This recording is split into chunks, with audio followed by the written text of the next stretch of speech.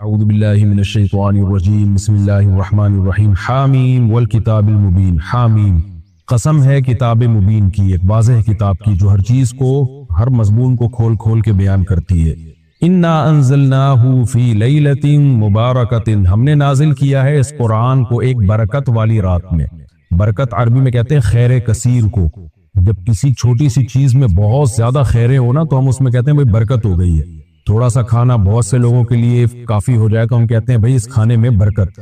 تھوڑے سے پیسوں میں بہت سارے کام آپ کے ہو جائیں تو کہتے ہیں برکت۔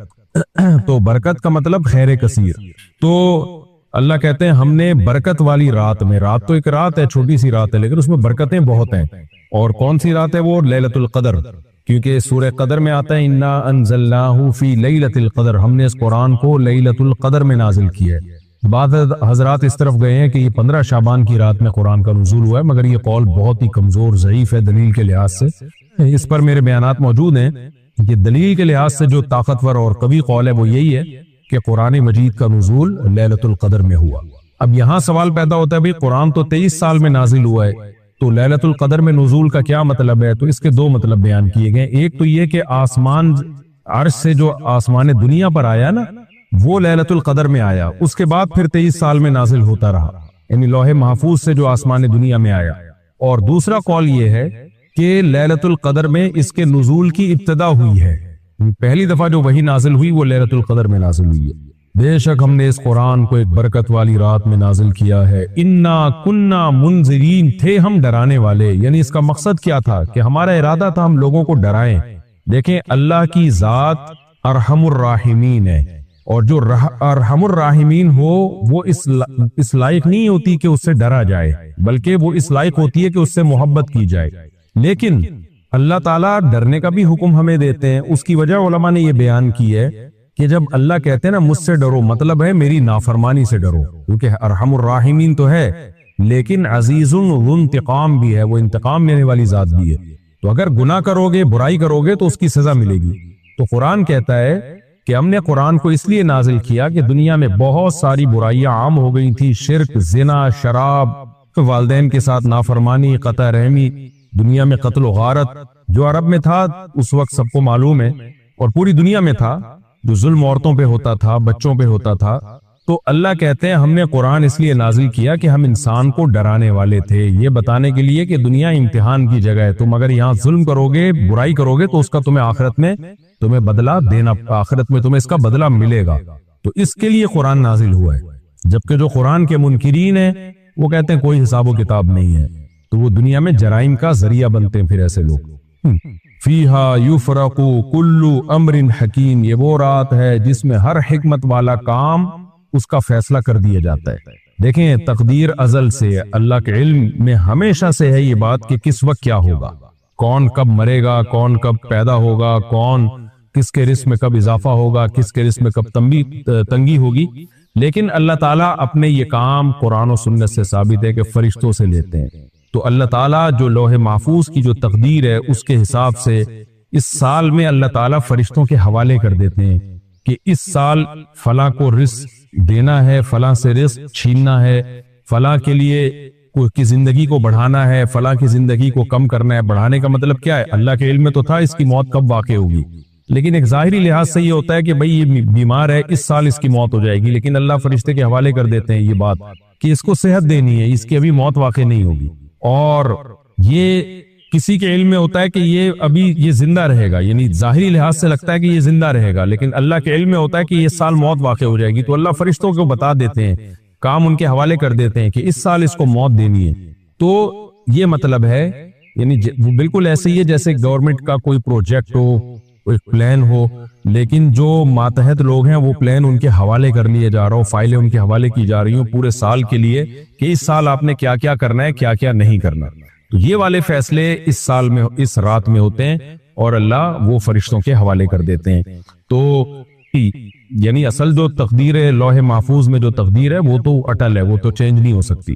اسی وجہ سے علماء کہتے ہیں بھئی تقدیر کی دو قسمیں، تقدیر معلق، ایک تقدیر مبرم۔ تقدیر معلق یہ ہوتی ہے کہ اگر اس نے دعا مانگی تو اس کا یہ کام ہو جائے گا، دعا نہیں مانگی تو یہ کام نہیں ہوگا، اس نے علاج کیا تو صحت ملے گی، علاج نہیں کیا تو صحت نہیں ملے گی۔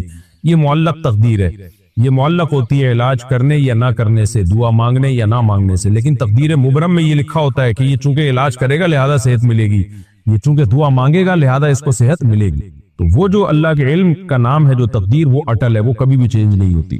اب یہاں ایک اشکال ہوتا ہے کہ بھئی لیلۃ القدر تو ملکوں میں الگ ہوتی ہے، سعودی عرب میں الگ ہوتی ہے لیلۃ القدر، ہمارے لیے الگ ہوتی ہے، پھر امریکہ میں تو دن ہو رہا ہوتا ہے جب ہمارے یہاں لیلۃ القدر چل رہی ہوتی ہے۔ تو اس کا جواب یہ ہے کہ اس میں کوئی اچھمبے کی بات نہیں ہے کہ جس ملک میں جس لحاظ سے لیلۃ القدر ہو اسی لحاظ سے اس ملک میں برکتیں نازل ہوتی ہوں۔ دیکھیں عید کے دن کی ایک الگ برکت ہوتی ہے، فجر کے ٹائم کی ایک الگ برکت ہوتی ہے۔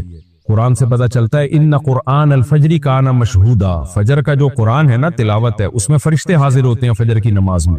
تو اب یہاں فجر کی ٹائم الگ ہوگا، پنجاب میں فجر کا ٹائم الگ ہوگا، تو یہی کہا جائے گا بھائی یہاں فرشتے الگ ٹائم پہ آتے ہیں، وہاں فرشتے الگ ٹائم پہ آتے ہیں۔ یہ ضروری تو نہیں ہے کہ ساری زمین پر ایک ہی ٹائم پہ فرشتے اترے۔ تو اللہ تعالیٰ نے زمین کو سورج کی گردش کے حساب سے پابند کر دیا ہے مختلف کاموں کے لیے، تو جہاں جو ٹائم ہوگا اس کے لحاظ سے وہیں اللہ کے احکام جاری ہوں گے، نمازوں کے اوقات بھی، روزے کے اوقات بھی، عید کے احکام بھی، تو فرشتوں کے نزول کے احکام بھی۔ تو اس سے کوئی فرق نہیں پڑتا کہ سعودی عرب میں اگر لیلۃ القدر الگ دن ہے تو الگ رات میں آ رہی ہے تو وہاں اس دن برکتیں نازل ہوں، اور ہمارے ہاں جب لیلۃ القدر آ رہی ہے تو اس دن برکتیں نازل ہوں، کیونکہ لیلۃ القدر میں قرآن کہتا ہے فرشتے کثرت سے زمین پہ اترتے ہیں، تو ظاہر ہے اسی زمین پہ اتریں گے جہاں لیلۃ القدر ہوگی۔ تو ہر ملک میں اس کے حساب سے ہی فیصلے ہوتے ہیں، ہر ملک میں اس کے حساب سے ہی فرشتوں کا نزول اور خیر و برکتیں نازل ہوتی ہیں۔ اور اس رات میں عبادت کا حکم اس لیے بھی ہے کہ فیصلے ہوتے ہیں، تو ظاہر ہے جب انسان عبادت میں مشغول ہوگا تو امید ہے اس کے لیے اچھے فیصلے ہوں۔ ہاں تقدیر مبرم میں ہوتا ہے کہ یہ چونکہ عبادت کرے گا اس لیے اس کے لیے اچھے فیصلے ہوں گے، یہ عبادت نہیں کرے گا بلکہ اس رات بھی گناہوں میں مبتلا ہوگا تو اس کے لیے فیصلے بھی پھر برے ہوں گے۔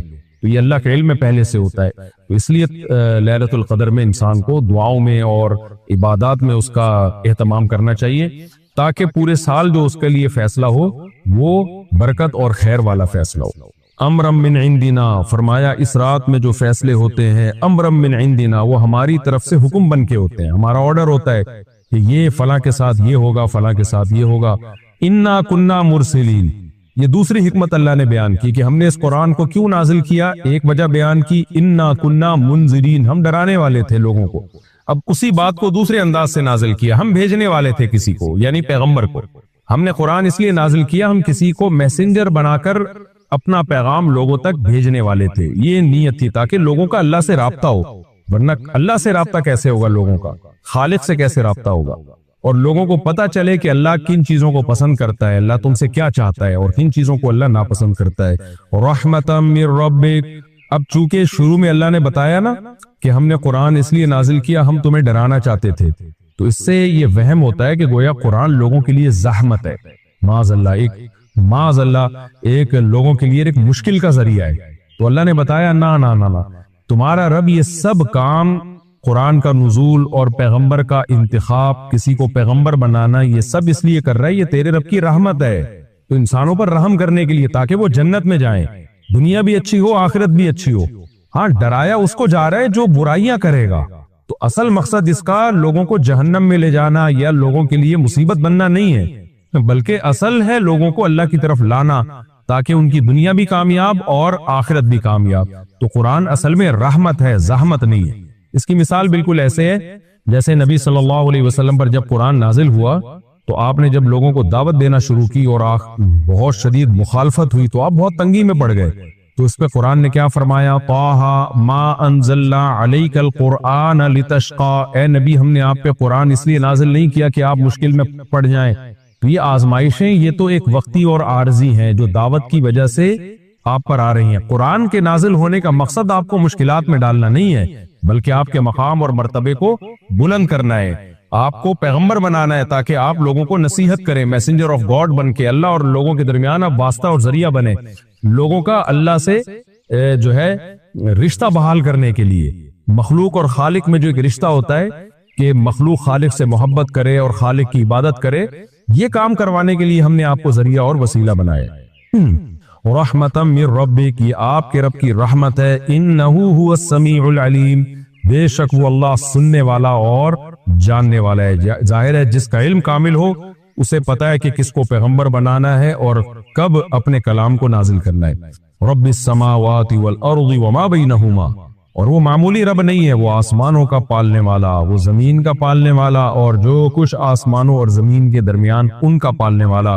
ان کنتم موقنین، اگر تم اس کی بات پہ یقین کر لو، اللہ کی بات پہ یقین کر لو، تو یہ یقین کر لو کہ یہ معمولی ذات کی طرف سے یہ نازل کردہ کلام نہیں ہے، اس کائنات کا جو خالق اور مالک ہے اس کی طرف سے یہ نازل کردہ کلام ہے.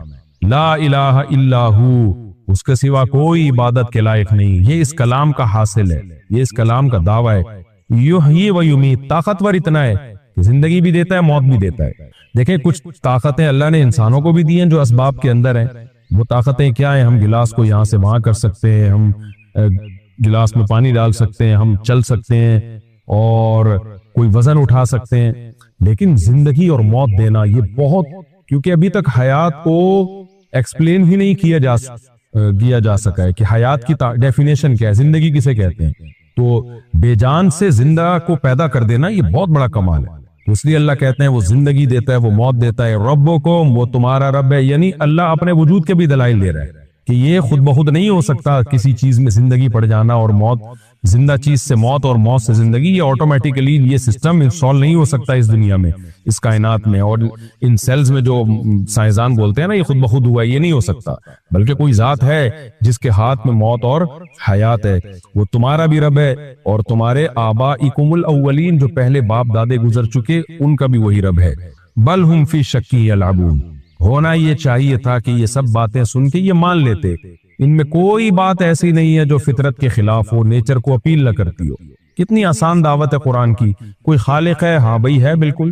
وہ بندوں سے رابطے کے لیے اپنا کلام نازل کر رہا ہے، جی بالکل نازل کر سکتا ہے، اس میں کوئی اچنبے کی بات نہیں ہے. اس نے اس کے لیے محمد صلی اللہ علیہ وسلم کا انتخاب کیا جیسے پہلے پیغمبروں کا انتخاب کیا تھا. ہاں بھئی انتخاب کیا. لیکن اللہ کہتے ہیں یہ سب باتیں نیچر کو اپیل کرتی ہیں اور ان سب باتوں پر دلائل قائم ہے. لیکن بل کا مطلب کیا ہوتا ہے؟ وہ اس کے برخلاف رہا ہے. وہ کیا ہو رہا ہے؟ ہم فی شک یلعبون، یہ لوگ شک میں پڑے ہوئے ہیں. یلعبون، اور اس کو سنجیدہ نہیں لے رہے، کھیل تماشوں میں لگے ہوئے. وجہ کیا ہے کہ یہ سمجھتے ہیں ہم بس پیدا ہو گئے ہیں اور خود بخود ہو گئے ہیں اور اللہ ہمیں پیدا کر کے معاذ اللہ بھول گیا ہے. گزارش ہے کہ میرا بیٹا جہاں پڑھنے جاتا ہوں ایک لڑکی سے محبت کرتا ہے، لیکن اپنے بیٹے کے کہنے پر جب ہم نے لڑکی کا رشتہ لینے گئے تو لڑکی لحاظ سکنی، لڑکی عمر میں 2 سال بڑی ہے. میرا بیٹا ابھی صرف 22 سال کا ہے. نہ تو لڑکی ظاہری طور پر صحیح ہے اور نہ ہی گھر والے ٹھیک. اس لڑکی کا حسب نسب ٹھیک، لیکن میرا بیٹا بضد ہے کہ اسے شادی کرنی ہے. اسے ماں کا دل مطمئن ہو تو کیا زبردستی لڑکا اپنی مرد سے شادی کرے؟ زندگی بھائی یہ کون سا حسب نسب صحیح نہیں ہے؟ لڑکی کا کیا ہو گیا؟ 2 سال بڑی ہے تو اس سے تو کچھ نہیں ہوتا یار. 4 سال بھی بڑی ہو، جب لڑکے کو پسند آ رہی ہے تو 10 سال بھی بڑی ہو، ایسی کی تیسی یار. جب ایک آدمی کو کھانے میں اچھی بھنڈی لگ رہی ہے، مرغی اچھی نہیں لگ رہی، تو زبردستی اس کو مرغی کیوں کھلا رہے ہو؟ تو یہ تو کوئی بات نہیں ہے عمر کا زیادہ ہونا. باقی جو انہوں نے لکھا ہے کہ اخلاق کے لحاظ سے پتہ نہیں کیا، تو وہ مجھے نہیں پتا بھائی، جب تک کسی کے حالات سامنے نہ آئے مشورہ نہیں دیا. کیا خاندانی میں کیا خرابی ہے، کون سا فالٹ ہے؟ تو اگر کوئی واقعی فالٹ ہے تو نہیں کرنی چاہیے، کیونکہ آپ کی بیوی صرف آپ کی بیوی نہیں ہوتی، آپ کے باپ کی بہو اور ماں کی بہو بھی ہوتی ہے، پورے خاندان کا حصہ بن جاتی ہے. وہی کوئی بھی چیز اٹھا کے لے آؤ، پورا خاندان کا بیڑا غرق ہو جاتا ہے اس سے. سمجھ میں آ رہی ہے بات؟ یہ رشتے خاندانی لوگوں میں جوڑنے چاہیے. ایسا نہ ہو کہ کچھ بھی اٹھا کے لے آؤ، بس دل آ گیا. پورا بیان اسی پہ ہوا ہے نا، ابھی دل تو کسی پہ بھی آ سکتا ہے. میں نے ایک حکیم صاحب تھے، انہوں نے مجھے اپنا واقعہ سنایا. اب چونکہ بہت پرانا واقعہ تو کسی کو نہیں پتا چلے گا کس کی بات ہو رہی. وہ بیچارے کی زندگی برباد ہو گئی. قبلہ حکیم صاحب اچھا بڑا صحت مند آدمی تھا. وہ زندگی کیسے برباد ہوئی؟ کہنے لگے کہ میں کلینک اپنے مطب میں بیٹھا ہوا تھا تو ایک لڑکی چلتی بھی گئی، بڑی خوبصورت سی تھی، تو میں بھی پیچھے چل لیا اس کی. کلینک چھوڑ کے پیچھے پیچھے نکل لیے. گھر تک پہنچ گئے، قصہ مختصر شادی ہو گئی. اس کے بعد انہوں نے بتایا کہ اتنی بد اخلاق، بدتمیز، غیر خاندانی کے زندگی عذاب بنا دی. بیچارے روتے رہتے تھے بیٹھ کے. تو میں نے کہا آپ کو بھی تو تھوڑا سوچنا چاہیے تھا. کوئی بھی جا رہا ہے منہ اٹھا کے دیکھا نا، ایسے ایسے ایسے ایسے جیسے نکل لیے. اور ہوشیار دیکھو کتنے پہنچ گئے گھر تک. اچھا میرے بھائی مفتی صاحب، مجھ سے غلطی ہو گئی ہے. میرے چھوٹے موٹے گھر والوں سے اختلاف تھے، وجہ سے میرے منہ سے نکل گیا کہ اگر میں نے ہم بستری کی تو تمہیں میری طرف سے 3 طلاق ہو. اس کا کوئی حل بتائیں، کوئی راستہ نکل. میری عمر 17 سال ہے. یہ جو कम उम्री में आदत पड़ती है ना बुराइयों की, खास तौर पे एंड प्रैक्टिस की आदत पड़ जाती है। देखो पहली दफा जिसने अपने आप को बचा लिया ना वो बच जाता है। हर गुनाह पहली दफा में मुश्किल होता है, इंसान का ज़मीर मलामत करता है। नौजवान ये बुराई सीखते हैं दूसरों से सुन सुन, तो अपने आप को जिन्होंने नहीं किया ना बचाएं, वो तो बचे रहेंगे इंशाल्लाह। ये जो लोग कहते हैं ना इसके बगैर हुई यानी इंसान सर्वाइव ही नहीं कर सकता, ये नामुमकिन है, ये गलत बात है। बचने वाले हैं वो हमेशा से बचे। होता ये है कि जब एक दफा कर लिया फिर बार बार इस तरफ दिमाग जाता है। उसके बहुत सारी ट्रिक हैं, बहुत सारी तदबीरें हैं। सबसे पहली बात यही है कि अपने आप को बिजी रखो। सबसे बड़ा नुस्खा क्या है? अपने आप को मसरूफ, और खास तौर पे रात को सोने से पहले मोबाइल का इस्तेमाल और ये सब चीजें बिल्कुल बंद करो। रात को सोने से पहले कोई किताब रखो अपने सिरहाने, अच्छी किताब हो, उसको पढ़ो, पढ़ते पढ़ते सो जाओ। लेट के मुताला शुरू करो। किताब ऐसी चीज है आदमी पढ़ना शुरू करे पता ही नहीं चलता कब आंख लगी है, पता ही नहीं चलता, तो पढ़ते पढ़ते सो जाओ। और फिर सारा दिन अपने आप को बिजी रखो ना, कुछ सारा दिन का शेड्यूल बनाओ कि कल मैंने करना क्या है। जितनी ज्यादा फिजिकल एक्टिविटी करोगे, जॉगिंग है, जिम है, उतना इन गैर अखलाकी सरगर्मियों से बचे रहोगे। जॉगिंग, जिम ना, इतनी ताकत तवानाई को इन चीजों में खपाओ, तो इससे फायदा ये होता है कि इंसान की जब बॉडी बनना शुरू होती है तो फिर उसको खुद ही एहसास होता है यार मैं वो काम नहीं करूं जिससे मेरा जिस्म बॉडी खराब हो। दूसरा, इसके नुकसानात भी सोचने चाहिए। आजकल बाज डॉक्टर कहते हैं इससे कोई नुकसान नहीं होता, ये गलत है। मेंटली बहुत ज्यादा नुकसान होता है। अल्लाह ताला ने एक नेचर ही नहीं बनाई है इंसान की, तो जो काम नेचुरल नहीं है वो सही कैसे हो सकता है? उसको डिस्टर्बेंस का जरिया बनता है वो। ऐसे लोग फिर मसाइल खड़े हो सकते हैं इनके लिए बाद में। तो और दूसरी बात, तबलीग में वक्त लगाओ, 4 महीने के लिए निकल जाओ। और सबसे अहम बात यह कि फिर भी गुनाह हो जाए तौबा करो, बस फिर हो जाए फिर तौबा करो। अल्लाह से ताल्लुक खत्म मत करो। छूट ना भी जाए, कम हो जाए ना गुनाह, कम हो जाए गुनाह। और शादी करो ना जल्द से जल्द, उसमें ताखिर क्यों करता है भाई? बहुत ही मेरा लोग ज़ेरे लब पड़ी है, भी ज़ेरे लब ऐसे जो पढ़ता हूँ ना, इसमें कोई बातिन वाली बात तो नहीं है भाई, इसमें तो कोई ऐसी छुपाने वाली बात नहीं। बहरहाल कह रहे छुपाओ, अच्छा आगे छुपाने वाली भाई, तेरा दिमाग खराब हो गया। ये बंदा जो है ना सड़िया गया है। जो भी है फौरी तौर पे डॉक्टर से इलाज करवाए। खिसक चल रहा है तभी कह रहे छुप के पढ़ो। आगे इनको अपने बारे में वहम हो गया कि मैं बहुत नेक हूं। बस इंसान के पागल होने के लिए इतना काफी है कि वो अपने आप को क्या समझना शुरू कर दे? नेक। जिस दिन ये वहम हो जाए ना कि मैं नेक हूं या मैं बहुत अच्छा हूं, तो समझ लो मामला हो गया खराब। वो एक मौलाना साहब थे, वो हर वक्त लोगों को डांटते रहते थे ना, अपने मुरीदों को नहीं, नमाजियों को। मुरीद को डांटे तो चलो समझ में भी आता है। बहुत बेजार हो गए लोग उनसे। तो इंक्वायरी के लिए एक बंदा गया कि यार ये तो अच्छे भले सही आदमी है, इनको हो क्या गया है? हर वक्त गुस्से में, हर वक्त डांट डपट। खैर वो उनके साथ रहा तो मुझे आके रिपोर्ट पेश की। कह रहे मसला इनके साथ ये है कि इनको अपने बारे में वहम हो गया है कि मैं बहुत नेक हूँ। मैंने कहा यार 100% सही तज्जिया किया है। जिस दिन इंसान को अपने बारे में ये वहम हो जाए ना कि मैं नेक हूँ, उस दिन से उस डिप्रेशन में भी जाता है वो। समझ में आ रही है? क्योंकि लोग आजकल किसी को नेक वेक नहीं समझते हैं, ये बता दूं। वो पीर और मुर्शिद वाला दौर, वंस अपॉन अ टाइम। लोगों की अकीदत ऐसी है, सेकंडों में नीचे आती है, धड़ाम से। जरा सा कुछ देख लेना, एकदम धड़ाम से अकीदत नीचे आती है। तो आप अपने आप को नेक समझ रहे हो, लोग आपको नेक समझते नहीं है। वो आपके हिसाब से, आप जो जैसा आप अपने आप को समझ रहे होते वो उनका रवैया नहीं होता, तो आदमी जाता है डिप्रेशन में। तो तकब्बुर जिसकी खोपड़ी में है ना, एक दिन मर जाता है वो डिप्रेशन। नॉर्मल रहा करो। ये भाई साहब ने जो पर्चा दिया ना, मैं पढ़ नहीं रहा इसको, लेकिन इनका खुलासा यही है, नॉर्मल हो जैसे सारी दुनिया है, अपने आप को वैसा समझो और बाकी चक्कर छोड़ दो। तबलीग में जाना फर्ज वाजिब है, ये नफिल है। जिसकी इस्लाह तबलीग में जाने पर मौकूफ है। मौकूफ थोड़ा गाढ़ा लफ्ज हो गया।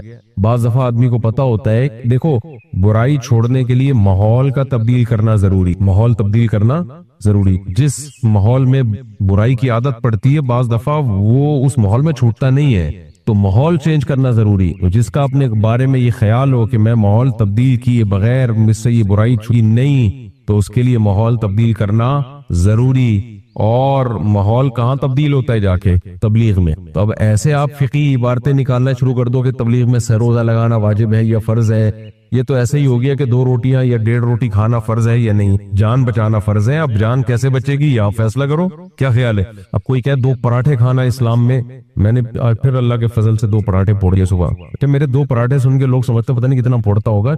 2 पराठे ही फोड़े हैं, 24 घंटे। इफ्तारी हमारी बहुत थोड़ी सी थी और समोसे 2-4 निपटाए, समोसा दुनिया छोड़ दूंगा, समोसा नहीं छोड़। 2 दिन छोड़ के देखा, मुझे अंदाजा हुआ कि आदमी दुनिया छोड़ दे, इफ्तारी में समोसा ना छोड़। कम खाओ ना, बस 2-3 समोसे खा लो, 4, 6, 5, 10, 25 से ज्यादा।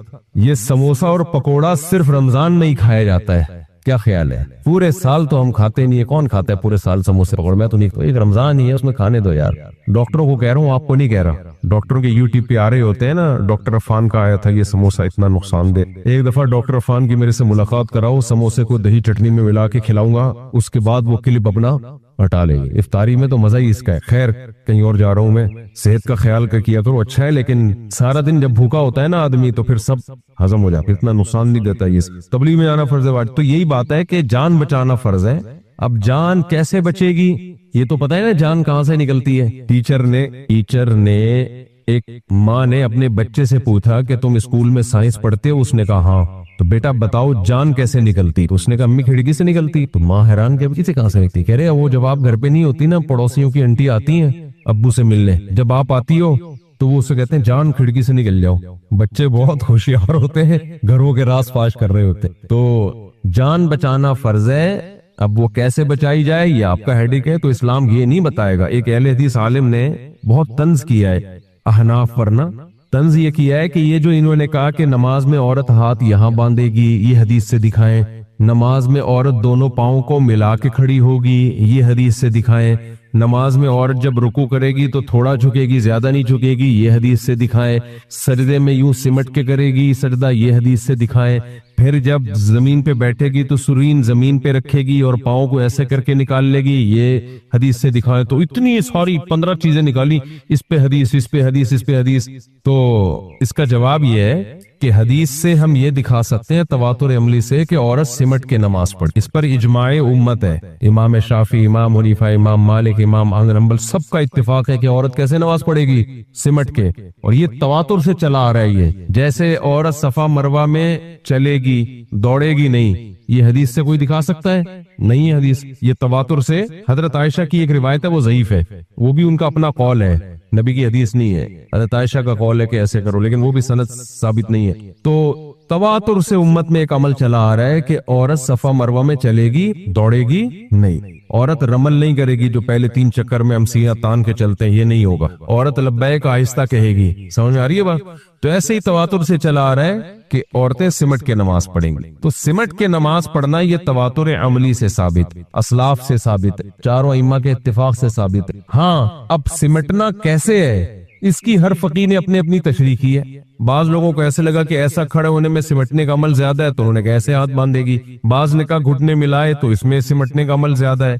तो अब उस पे हदीस तक का मुतालबा करना ये कम इल्मी की बात है। तो मुद्दई के जिम्मे तो ये होता है कि जो असल मुद्दा है वो साबित कर दे। तो फुकहा ने अपने हिसाब से लिख दिया कि भाई पाँव मिलाएगी, इसमें सिमटने का अमल ज्यादा है। आपका ख्याल है कि नहीं है, तो नहीं मिलाओ आप, तो आपके पास भी तो कोई दलील नहीं है इस पे। तो ये जो इस तरह के मुतालबे है ना, इस पे भी हदीस, इस पे भी हदीस, ये कम इल्मी और जहालत की बात होती है। इस तरह की बातें अहले इल्म पे सूट नहीं करती। मैं ये वाक्य किस पे सुना रहा था? हाँ, तो तबलीग में निकलना वाजिब है, फर्ज है। ये टेक्निकल बहस छोड़ दो। अपनी इस्लाह करना फर्ज है और दीन को दुनिया में गालिब करना फर्ज है। अब ये इसका आपके लिए सूटेबल तरीका क्या है, ये आप खुद फैसला करो। समझते हो? आम अवाम के लिए तो तबलीग से बेहतर कोई रास्ता है नहीं। लोगों की जिंदगियां तब्दील हो गई हैं भाई। हम भी तो सहरोजे की जमात आई हुई थी हमारी मस्जिद में, तो उन्हीं की बरकत से मैं भी दीन की तरफ आया हूँ। दीन की तरफ तो टूटे फूटे तो हम पहले भी थे, यानी पूरा इल्म दीन की तरफ। अच्छा भाई रे भाई, यार रोजे में हमसे, रोजे में जो है ना बयान बहुत मुश्किल काम के लिए, देर से आने पर आगे हमसे पहली सफ में जाना, वही हदीस में बयान कर दें। हदीस में आता है कि नबी सल्लल्लाहु अलैहि वसल्लम ने मना किया है जुम्मे के दिन देर से आके लोगों की गर्दनें फलांग के आगे जाओ। अगर आगे सफों में जगह खाली भी है ना, तो गर्दनें ना फलांगे, लोगों से काइंडली थोड़ा सा फासला, थोड़ा सी जगह दे दे, उनके बीच में से गुजर के। गर्दनें फलांगना लोगों की बहुत बुरा अमल है। और कोई सवाल यहाँ से किसी का हो? अस्सलाम वालेकुम मुफ्ती साहब, मेरा सवाल है क्रिप्टो करेंसी। आजकल लोग हमारे ना बहुत सारे हैं। क्रिप्टो करेंसी में बेटा 20 बता चुका हूँ कि क्रिप्टो करेंसी से अवॉइड करें। सॉरी मसी एक खास कोइन को प्रमोट उस नहीं, आर्टिकल वगैरह पूरी का ही है, नाजायज है जायज। नजायज तो नहीं कहते, एहतियात करते हैं उलमा किसी चीज को हराम कहने में, लेकिन ये शरीयत के मिजाज से मैच नहीं करती बिल्कुल। मुफ्ती साहब कुछ मेरे कजन हैं जो यहाँ पे आए हैं, वो भी यही काम है, लेकिन बस एक दफा मना कर दिया काफी, पीछे न पड़े किसी। आप भी मना कर देंगे? कर दिया मैंने, पीछे न पड़े किसी। बैकग्राउंड का जो म्यूजिक है ना, वो म्यूजिक नहीं होता असल में, वो वहाँ हुई आवाजें चल रही होती है, वो थोड़ा सा इफेक्ट पैदा करने के लिए उसकी गुंजाइश है भाई। अभी इस दौर में लोग नाइट क्लबों में थरक रहे हैं और आप इतनी पाबंदियां लगाएं कि वो बैकग्राउंड में जो स्लो मोशन में वो चल रहा होता है वो भी ना हो। बैकग्राउंड के जो म्यूजिक होते हैं ना, वो म्यूजिक नहीं होते, वो वाला म्यूजिक ना हो वाला, बिल्कुल माइकल जैक्सन लगा दिया, पता चला आपने। एक साउंड पीछे भरा जाता है ताकि उसमें थोड़ा सा एक असर डाला जाए, उसकी गुंजाइश है जी। इस जमाने में गुंजाइशों पे भी अमल कर लो तो इंशाल्लाह जन्नत में चले जाओगे। लोग हराम कार्यों में लगे हुए हैं, शराबें पी रहे हैं, जिना कर रहे हैं, तो गुंजाइशों पर अमल कर लो तो भी गनीमत है। एक नाइट क्लब में जाके म्यूजिक की धुनों पे नाच रहे हैं और एक सिर्फ न्यूज है उसके पीछे, थोड़ा सा बहुत फर्क है भाई दोनों में जी। खैरियत से आप तभी दुआएं अपना मुदस्सिर है जी, फैसलाबाद में चल रहा हूँ, तो माशाल्लाह आपकी बातें सुनी, आपके लिए ना मैं अगर आप इरशाद। तनकीद ना तकरार बड़ी देर से चुप हैं, हैरत है मेरे यार बड़ी देर से चुप हैं। तनकीद ना तकरार बड़ी देर से चुप हैं, हैरत है मेरे यार बड़ी देर से चुप हैं। गूंगों को तकल्लुम के मौके हैं मुयस्सर, हम माहिर गुफ्तार बड़ी देर। अभी तो बोले आपने, माशा, आपका अपना शेर है ना? अब्दुल्ला भाई। अब्दुल्ला भाई, अब्दुल्ला भाई किस शेर अब्दुल्ला भाई का है, लेकिन अब्दुल्ला भाई किसके हैं? कोई शायर है? जी जी। अच्छा माशा, वो भाई पहले सियासी सवाल ना पूछे यार, ये बहुत लंबी बहस हो जाती है। मेरा दोस्त जो है ना वो जहाज वाली, मुझे पता है वो हराम है, लेकिन जब वो जीत जाता है ना तो वो मुझे फोन ले, वो हलाल। जुआ खेलता है? नहीं, वो हलाल नहीं है भाई, जुए की रकम से बिरयानी कहाँ। ये भाई कुछ पूछ रहे हैं जी। खवातीन का एतकाफ घरों में है, मस्जिदों में नहीं है, मदरसे में नहीं कर, तो घर में ओए भाई शेर और शायरी इरशाद। शायरों के अपने एक स्टाइल होते हैं भाई, उस स्टाइल में बताना पड़ता। जरा सा कुदरत ने क्या नवाजा वाह वाह वाह, अभी से उड़ने लगे हवा में, अभी तो शोहरत नहीं है। ये जो जिन्होंने पहला सवाल पूछा था ना, ये उन पे शेर है, ये आपका शेर है, ये एक इंडिया के कोई शायर है, उनका बड़ी अच्छी शायरा है मेरा ख्याल है, उसका एक शेर है, बहुत जबरदस्त शेर है उसका, कि जो मिजाज जो खानदानी रईस है वो मिजाज रखते हैं नर्म अपना, तुम्हारी दौलत बता रही, तुम्हारा लहजा बता रहा है, तुम्हारी दौलत नहीं है। आहा, शायरी सुना करो मेरे भाई। इंटरनेट पे 3 चीजें काम की, एक दीनी बयानात, एक मेडिकल साइंस की मालूमात और एक शायरी, 3 चीजें सुना करो। वालेकुम अस्सलाम।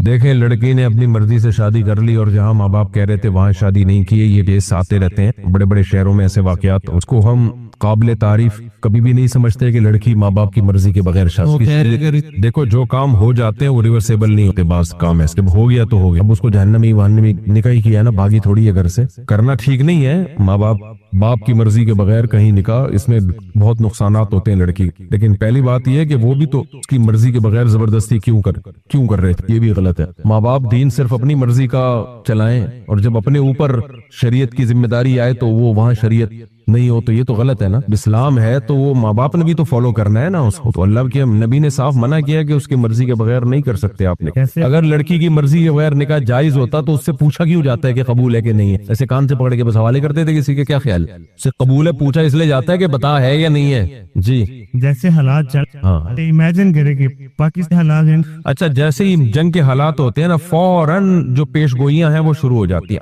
एक्चुअली हदीस में आता है खुरासान से लश्कर निकलेगा, बस लश्कर निकलने वाला है। दज्जाल के बारे में हदीस है, इमाम मेहदी का तो आ ही गए हैं बस भाई। हदीस पर ईमान लाना जरूरी है। दज्जाल भी आएगा, इमाम मेहदी भी आएंगे, कब आएंगे उसकी डेट नहीं बताई गई है। हमने फैसला ग्राउंड रियलिटी को देख के करना है कि हालात चल क्या रहे हैं। समझ में आ रही है बात? जो हालात चल रहे हैं उसको देख के फैसला करना है। हालात फिलहाल ये चल रहे हैं कि ईरान कमजोर हो गया तो वहां आके दुश्मन लोग बैठ जाएंगे और पाकिस्तान भी कमजोर होगा, और इससे जो गजा के लोग हैं ना उनकी हालत और खराब हो सकती। तो इसलिए ये अच्छा नहीं हो रहा हालात के मद्देनजर। ये भी बाकी ये कि अगर पाकिस्तान को इंशाल्लाह कुछ होगा, इसलिए नहीं कि एटमी ताकत है, इसको तो अल्लाह की मदद है ना। इस एटमी ताकत भी इसी वजह से कि अल्लाह की मदद है। तो एटमी ताकत होने का फायदा ये होता है कि कोई भी मुल्क आपको अंदर से तो बगावतें कराएगा, تو کبھی وہ دیکھتے ہیں کہ ان کا ابھی فی الحال ہاٹ ٹاپک چل کیا رہا ہے، ان کو اس پہ لے کر آؤ، کسی طریقے سے سیٹ کرو، تو وہ اندر سے تو بغاوتیں کروائیں گے۔ افغانستان کو کہا ہوا ان کو اندر سے جا کے، انڈیا کو بول دیا ادھر سے یوں کرو، ویسے کرو، ویسے کرو، تو یہاں یہ سب کچھ تو چلے گا، لیکن ایسا نہیں ہو سکتا کہ وہ آ کے پورا ڈسٹرائے کر دیں، کیونکہ جب مرتا ہے نا آدمی تو مرتا کیا نہ کرتا۔ تو بم چلا، کوریا دیکھو، جو کوریا ہے کتنا بدماش ملک ہے، پاکستان تو سب سے بنا کے چلتا ہے، سب سے بنا کے چلتا ہے، کسی سے جنگ نہیں چاہتا، کوریا تو دنیا کا بدماش ترین کنٹری ہے، پھر بھی آپ دیکھو کوئی بھی نہیں اس کا کچھ بگاڑ سکتا، کیونکہ اس کے پاس کیا ہے؟ بم۔ اس لیے پاکستان صحیح ٹائم پہ ایٹمی طاقت بن گیا تھا، اگر نہ بنا ہوتا تو اب دنیا نے بننے نہیں دینا۔ تو اب وہ یہی کریں گے، سیاسی اختلافات اور آپ کے یہاں جو بلوچستان میں جو کچھ ہو رہا ہے ان کو دبا کے پیسہ دیا جا رہا ہے، تو یہ منجن بکیں گے، تو جو یہ منجن میں آ گیا وہ گیا، بیڑا غرق ہو گیا اس کا۔ جو نہیں مانتا ان منجنوں کو، بولتا ہے بھائی ہمارا کنٹری ہے، ہماری فوج ہے، جرنیل تو آتے جاتے رہتے ہیں، اچھے بھی ہوں گے برے بھی ہوں گے، فوج تو فوج ہے نا بھائی۔ میں تو جنگ کے دنوں میں جتنے آرمی میں دوست جان پہچان، خود فون کر کے ان کا حوصلے بڑھاتا ہوں، ان کو توقع نہیں ہوتی، خود فون کرتا ہوں، حوصلے بڑھاتا ہوں کہ ہم آپ کے ساتھ ہیں، اتنا خوش ہو جاتے ہیں، ان کا دل بڑھ جاتا ہے۔ تو یہ کرنے کا کام ہے۔ ان حالات میں شادیوں کی اہمیت پہلے سے بھی زیادہ بڑھ گئی ہے، کیونکہ جب آپ شادی کرو گے تو بچے پیدا ہوں گے، جوانوں کا ریشو بڑھے گا، تو لڑنے والے زیادہ ہوں، تو ملک میں آبادی ہوتی ہے تو بارڈر پہ لڑا جائے گا نا، تو اس لیے جلدی جلدی شادیاں کر لو، ایسا نہ ہو جنگ شروع۔ ایک سیکنڈ، ایک آخری سوال لے لے، رمضان ہے نا بھائی، کافی دیر سے، بس آخری لاسٹ کوشچن، بعد میں چلیں آ جائیں مصعب۔ ہاں اچھا ٹھیک ہے، ضرور مل، اس نے کوئی اشکالات کیے ہوئے ہیں اس کو بھی لے آئیں، آپ خود بھی آ جائیں، جب بھی آ جائیں، عید کے بعد آ جائیں، چلیں جب۔ اچھا بھائی، قرآن پڑھتے ہوئے ہونٹ ہلانا کیا ضروری ہے؟ کیا قرآن پڑھتے ہوئے ہونٹوں کو ہلا کر آواز سے پڑھنا ضروری ہے، نجم اوکاڑا سے؟ نہیں جی، آواز سے پڑھنا ضروری نہیں ہے، آہستہ آواز میں بھی پڑھ سکتے ہیں، لیکن ہونٹ کا ہلنا ضروری ہے۔ دل میں پڑھیں گے تو تلاوت کا ثواب نہیں ملے گا۔ ہم نے دیکھا بعض لوگ نماز میں ایسے کھڑے ہوتے ہیں بالکل یوں، ان سے پوچھو بھائی آپ ثنا پڑھی، آپ نے سورہ فاتحہ پڑھی، قل ہو اللہ پڑھی، رکوع کی تسبیح پڑھی، کہنے ہاں پڑھی ہے، تو پڑھی ہے تو منہ کیوں نہیں ہل رہا تھا؟ تو ظاہر ہے وہ دل میں پڑھ رہے تھے، اس سے نماز نہیں ہوتی۔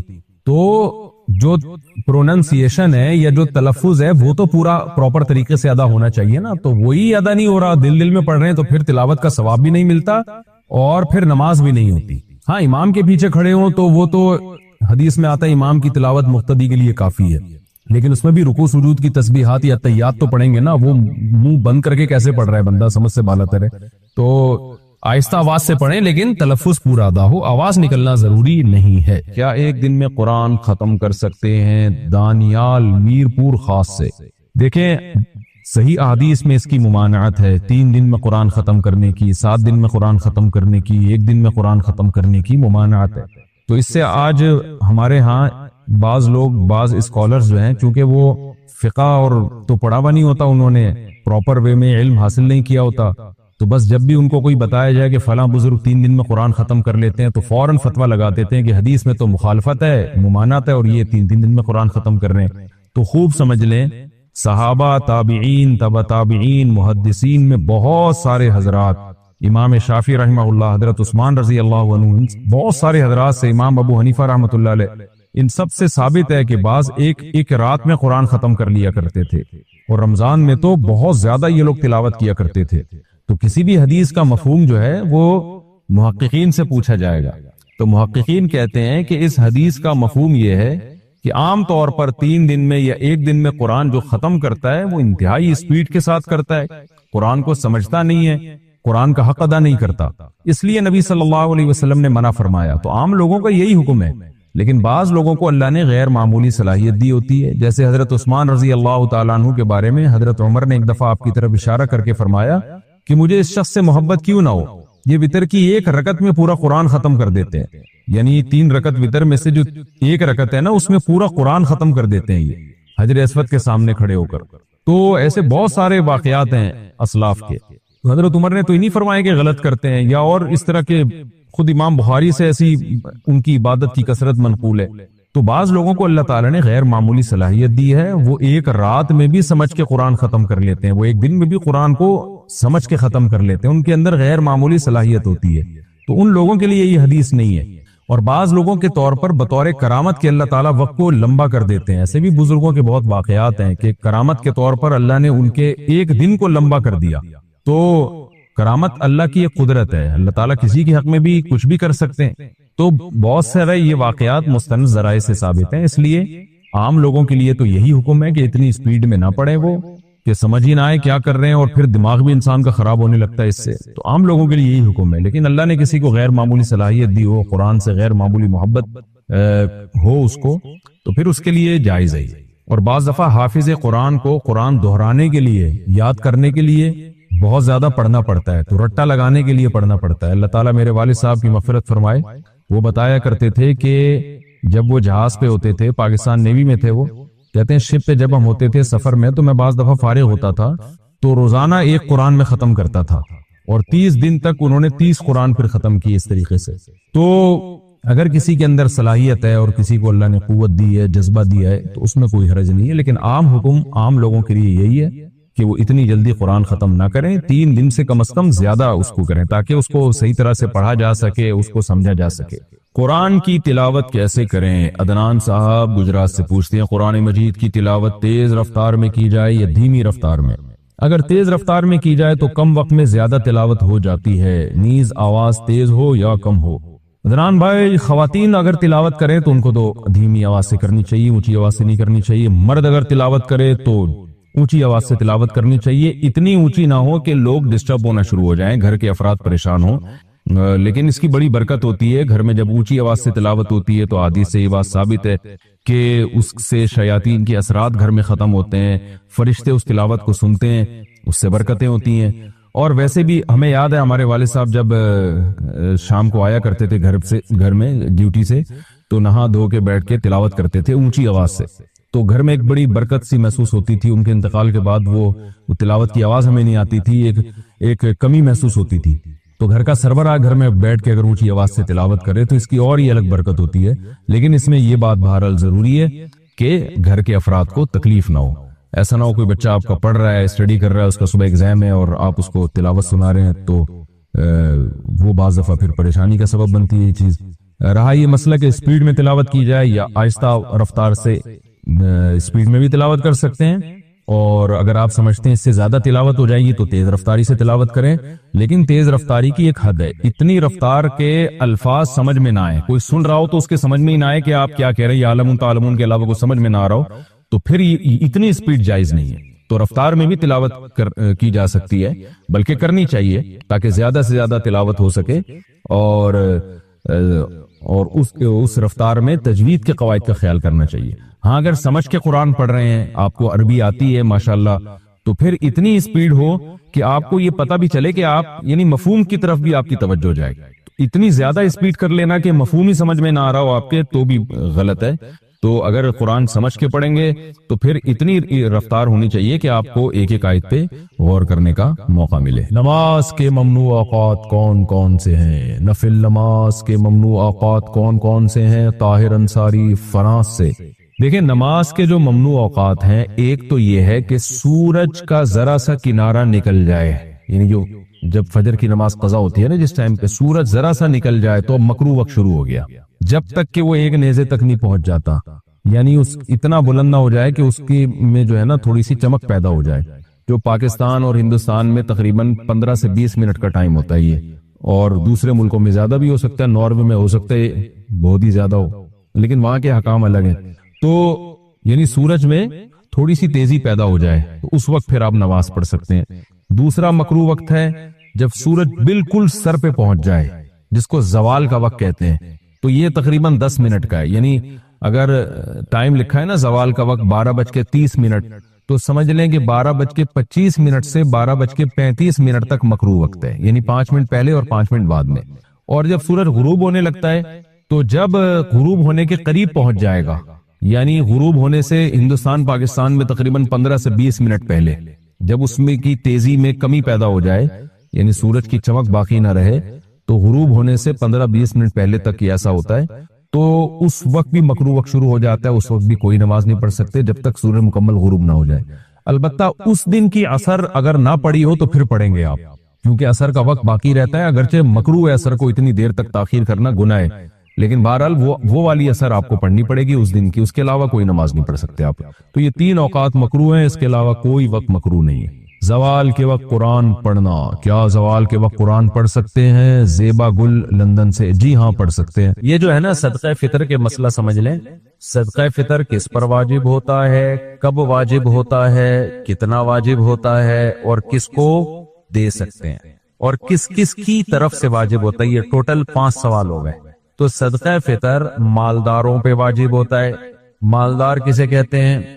ایک مالدار وہ ہے جس پر زکوٰۃ واجب ہوتی ہے، وہ ذرا زیادہ مالدار ہوتا ہے۔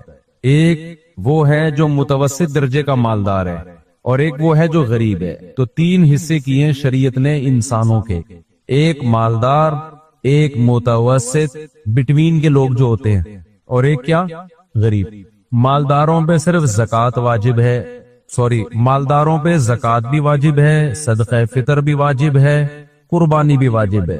متوسط طبقے پر زکوٰۃ واجب نہیں ہے، لیکن قربانی بھی واجب ہے، صدقہ فطر بھی واجب ہے۔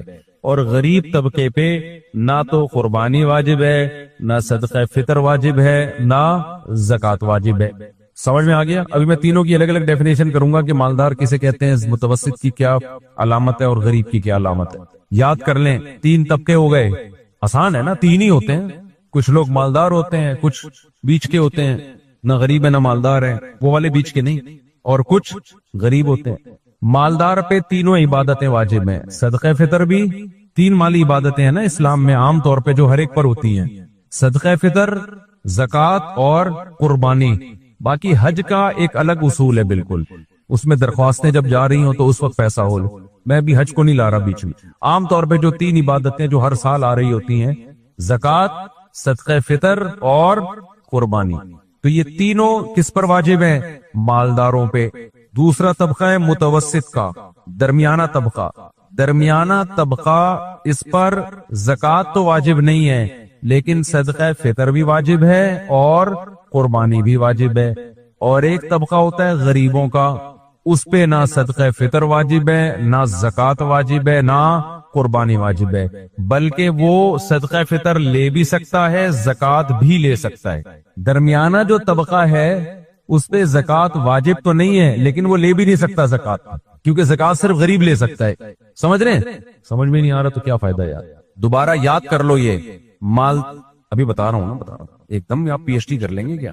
پہلے 8ویں پاس کرتا ہے، پھر میٹرک میں آتا ہے انسان۔ تو مالداروں پہ زکوٰۃ واجب دیں گے، مالدار الٹا دے گا زکوٰۃ، صدقہ فطر بھی دے گا اور قربانی بھی کرے گا۔ درمیانہ طبقہ زکوٰۃ نہ دے گا نہ لے گا، کیونکہ غریبوں کا حق ہے، متوسط لوگوں کا حق نہیں ہے زکوٰۃ۔ اور صدقہ فطر دے گا، کیونکہ صدقہ فطر اور قربانی کے لیے مالدار ہونا ضروری نہیں ہے، بس اتنا کافی ہے کہ غریب نہ ہو، اتنا کافی ہے کہ غریب نہ ہو۔ اور تیسرا طبقہ ہے غریبوں کا، تو جو غریب ہیں وہ زکوٰۃ لے سکتے ہیں، صدقہ فطر بھی لے سکتے ہیں، باقی قربانی تو کوئی بھی گوشت کھا سکتا ہے، مالدار بھی غریب بھی۔ اب مالدار کی کیا ڈیفینیشن ہے؟ بھائی مالدار کہتے ہیں جس پہ زکوٰۃ واجب ہو تو وہ 4 چیزیں دیکھی جاتی ہیں۔ نمبر 1 گولڈ کتنا ہے آپ کے پاس، نمبر 2 سلور یعنی چاندی، نمبر 3 کیش اماؤنٹ یعنی پیسے، چاہے وہ ڈالر کی شکل میں ہو، یورو کی شکل میں ہو، پاکستانی کرنسی ویسے کسی کے پاس ہو تو اس کو زکوٰۃ دینے کو دل چاہ رہا ہوتا ہے، لیکن خیر سعودی عرب نے پاکستانی کرنسی لینا ہی چھوڑ دی ہے۔ پہلے ہم جاتے تھے نا کرنسی دو ریال لو، اب وہ کہنا ڈالر دے گا تو ریال ملے گا، کرنسی کو بیٹھ کے اتنی اللہ معاف فرمائے ہماری کرنسی ڈی ویلیو ہو گئی ہے۔ اچھا خیر، تو اچھا سعودی عرب والوں کے لیے زکوٰۃ کی الگ ہی نصاب ہے، وہ کہتے ہیں جو پاکستان سے آئے دے دو، بس اس کو آنکھ بند کر دو۔ ان کی فقہ کی کتابوں میں نا مسئلہ ہی چینج کر دیا انہوں نے، اور پاکستانی ہونا کافی ہے۔ ایک عرب نے ایسے ہی کیا، ایک زکوٰۃ دے رہا تھا کسی پاکستانی کو، تو اس نے کہا بھائی میں مالدار آدمی ہوں یار، مجھے کیوں دے رہے ہو زکوٰۃ؟ اس نے کہا نہیں لو، اس نے کہا میں فیکٹریوں کا مالک ہوں یار، میں کیوں دے رہا ہوں؟ اس نے کہا کلو پاکستانی مسکین، وہ پاکستانی ہے تو تو زکوٰۃ کا مستحق۔ ایک فقہ یہ بھی ہے۔ خیر، تو مالدار کی ڈیفینیشن کیا ہے بھائی؟ سونا چاندی کیش اماؤنٹ جو نقدی ہوتی ہے، اور چوتھی چیز ہے مال تجارت۔ تجارتی مال اس مال کو کہتے ہیں جو آپ نے بیچنے کی نیت سے خریدا ہو اور تاحال بیچنے کی نیت باقی ہو۔ آپ نے پلاٹ خریدا، خریدتے وقت کنفیوز تھے کہ بیچوں گا یا اس پہ گھر بناؤں گا، بعد میں فیصلہ کریں گے، وہ پلاٹ مال تجارت میں شامل نہیں ہے، اس پہ زکوٰۃ واجب نہیں۔ سمجھتے ہو؟ آپ نے گاڑی خریدی، یار استعمال کرتے ہیں، پرانی ہو جائے گی تو کیا کریں گے؟ بیچ دیں گے۔ نیت اصل میں استعمال کی ہے، پرانی چیزیں، بیوی کے علاوہ ہر پرانی چیز انسان نکال دیتا ہے۔ بیگم جتنی بھی پرانی ہو تو آپ بھی اسی حساب سے پرانے ہو جاتے ہو۔ آپ کہتے ہو اب میں اس کو نکالوں گا تو مجھے ملے گی تو کوئی پرانی ملے گی نا، کیا خیال ہے؟ تو اب وہ پرانی والی ٹھیک ہے۔ تو ہر وہ چیز جو بیچنے کی نیت سے خریدی ہو اور تاحال بیچنے کی نیت باقی ہو، اس کو کہتے ہیں تجارتی مال۔ خریدی بیچنے کی نیت سے، لیکن جب زکوٰۃ کی تاریخ آئی تو اس سے پہلے آپ کی نیت بدل گئی۔ یار میں نے خریدی تو اس لیے تھی کہ بیچوں گا، لیکن یار یہ پلاٹ بیچنے کا ہے نہیں، یہ رکھو بچوں کے کام آئے گا، مرنے کے بعد کس کے کام آئے گا؟ بچوں کے کام۔ یہ رکھو یار، بعد میں اس پہ مرغیاں پالیں گے، بکریاں پالیں گے، کچھ بھی ہو سکتا ہے نا۔ تو اس کا مطلب نیت تھی، مگر اب کیا ہو گئی ہے؟ چینج۔ بعد میں دوبارہ بیچنے کی نیت بن بھی گئی تو یہ زکوٰۃ میں شامل نہیں ہوگا، اس لیے کہ وہ نیت تاحال باقی نہیں ہے، بیچ میں نیت کیا ہو گئی تھی؟ ختم۔ اب اگر دوبارہ بیچنے کی نیت بن بھی گئی تو بھی زکوٰۃ نہیں ہے۔ تو زکوٰۃ کے لیے ضروری ہے وہ مال خریدتے ہوئے نیت تھی بیچنے کی اور کنٹینیو وہ نیت اب تک باقی ہے۔ جیسے دکان میں جو مال خریدا ہوتا ہے، پڑا ہوا ہوتا ہے، سارا دکاندار نے بیچنے کے لیے ہی خریدا ہے، تو سارے مال پہ کیا ہے؟ زکوٰۃ واجب ہے۔ جن لوگوں کا پلاٹوں کا بزنس ہے، پلاٹ خریدا، نیت یہی ہوتی ہے بیچ دیں گے کل، ان پہ پلاٹوں پہ زکوٰۃ بولو واجب ہے۔